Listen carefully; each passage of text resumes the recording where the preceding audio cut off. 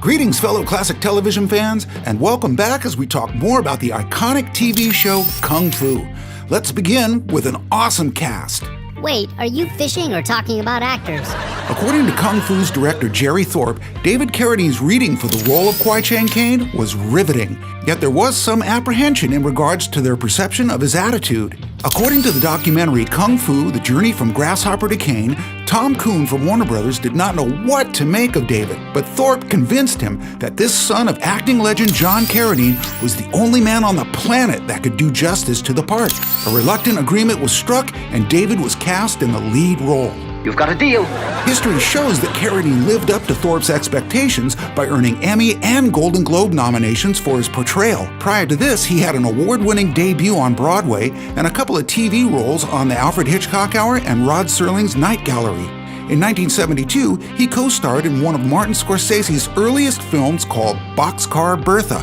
Boxcar Bertha? Was that co-starring Thomas the Tank Engine? David's primary challenge with this show was that he didn't know any martial arts. As he stated in the documentary, when initially interviewed, he used his dance skills for a big Gene Kelly move, thus leaving his bare footprint above the office door. He playfully believed that that's what got him the job, since they never cleaned it off during the run of the show. Maybe they should have called him Footprinter instead of Grasshopper. Fortunately, they did have some Asian technical advisors to provide more authenticity, and eventually, David did begin to study martial arts. It's that simple. He also wasn't the only Carradine to take part in the show. His younger brother Keith was cast as Caine's adolescent self. David's father John and brothers Bruce and Robert also guest starred. Holy Carradine cash-in, Batman. The popular Chinese character actor Key Luke was hired to play Master Po. Key had made his mark in the original Charlie Chan movies, portraying Charlie's number one son. He also played an early version of Kato in the 1940 Universal Movie House serial The Green Hornet. They hired another prominent Korean character actor with many film and television credits named Philip Ahn, who played Master Khan. Although Philip passed away in 1978, his film work was honored with a star on the Hollywood Walk of Fame in 1984. I mean, how can you fight history? Many fans agree that the flashback scenes involving these actors was one of their favorite aspects of the show, and the lessons in these scenes were based on the Tao Te Ching.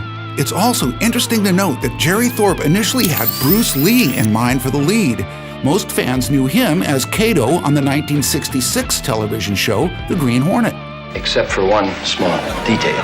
When Bruce auditioned for the part, he impressed Tom Kuhn with his martial arts skills. Clearly, that would not be a problem, but when it came time to have him read for the part, he claimed Lee's accent made it too difficult to understand him. That led him to believe that the American TV audience would have trouble with it as well.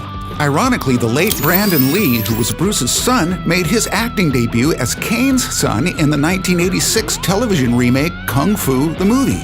I see. One of Kung Fu's lasting cultural impacts was how it bolstered interest in the martial arts. According to Black Belt magazine, David Carradine's spot-on portrayal as the man who would rather heal than hurt also helped boost U.S. martial arts popularity. One more thing. There was quite a nice mix of guest stars on the show as well, some that would become immensely famous if they weren't already. For example, Harrison Ford, Jodie Foster, Don Johnson, Eddie Albert, Sandra Locke, Carl Weathers, Patricia Neal, William Shatner, Tina Louise, musician Jose Feliciano, and Leslie Nielsen. Leslie Nielsen? Surely you jest. Nope, and don't call me Shirley. Well, I hope you've enjoyed these episodes on the show and the music of Kung Fu. If so, please like, subscribe, comment, and share. Until next time, stay tuned.